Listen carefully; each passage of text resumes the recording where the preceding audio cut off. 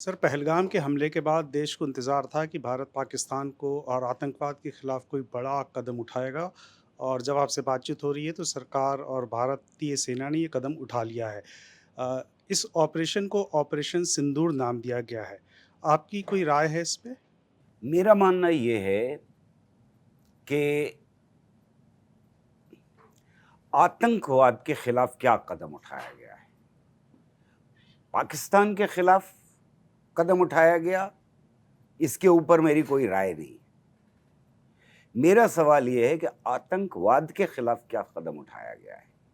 क्या पाकिस्तान के साथ जंग या पाकिस्तान हिंदुस्तान के साथ जंग करे, वो जंग क्या आतंकवाद के खिलाफ जंग?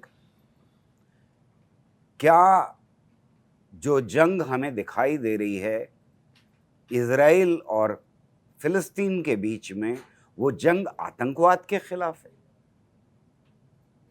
मुझे नहीं लगता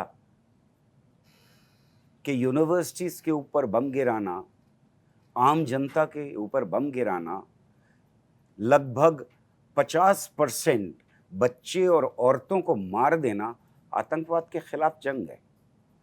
कैसे हो सकती है? कोई भी जंग आतंकवाद के खिलाफ दो देशों के बीच में हो ही नहीं सकती।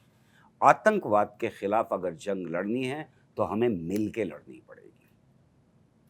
आतंकवाद के खिलाफ अगर खड़ा होना है तो सारी इंसानियत को खड़ा होना पड़ेगा। आतंकवाद के खिलाफ अगर होना है तो मुझे और आपकी जिम्मेदारी ये होती है कि हम आतंकवाद से डरने से इनकार कर दें।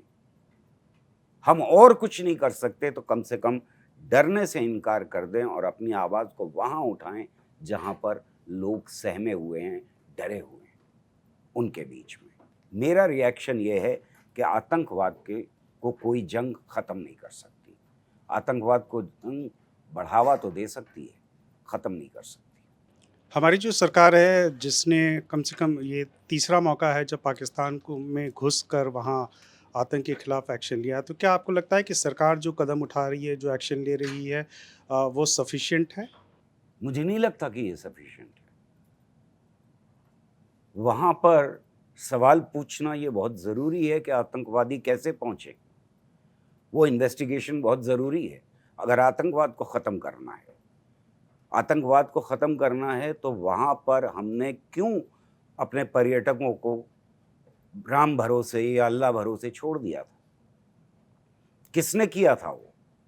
अगर आतंकवाद से लड़ना है तो ये सवाल कहीं ज़्यादा ज़रूरी हैं बनिस्बत इसके कि हम यहाँ से जिंगोइज़्म करें कि हम घुस के मारेंगे, ख़त्म कर देंगे। नहीं होगा उससे ख़त्म आतंकवाद। हम किसी को सबक नहीं सिखा रहे। आतंकवादी कॉकरोच की तरह से हैवान होता है, वो किसी भी धर्म का हो। वो एक ऐसा हैवान होता है जो डरपोक होता है। वो धर्म का चोला पहन करके आता है और वो आपको नज़र नहीं आता।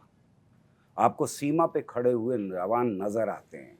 आप अपना सारा गुस्सा वहाँ निकालना चाहते हैं। उससे आतंकवाद नहीं ख़त्म होगा। आतंकवाद को हमें ख़त्म करना है अगर, तो उसके तरीके बिल्कुल अलग होंगे। अगर हमें अपने नागरिकों को सुरक्षित रखना है, वो चाहे हिंदुस्तान हो या पाकिस्तान हो। पाकिस्तान खुद कितना झेल रहा है, वहाँ मरने वाले कौन हैं? आतंकवादी किसको मार रहे हैं वहाँ पर?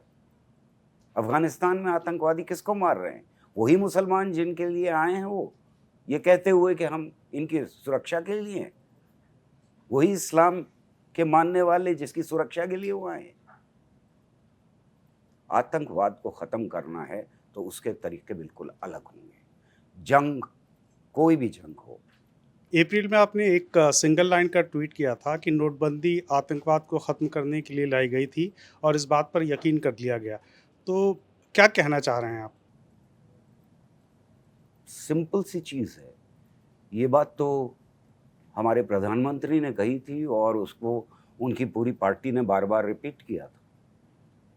ये मैंने तो कहा नहीं था कि नोटबंदी आतंकवाद के ख़त्म करने के लिए आई। मैं यही कह रहा हूँ कि हम अंधेरे में तीर मारना बंद करें और मिलकर आतंकवाद के खिलाफ स्ट्रैटेजीज बनाएं, ऐसी जो इफ़ेक्टिव हों जिसमें जनता हमारे साथ हो, जिसमें अवाम आतंकवाद से लड़ने के लिए तैयार हों, मानसिक तौर पे, शारीरिक तौर पे और इकोनॉमिकली भी, तब हम आतंकवाद से लड़ पाएंगे।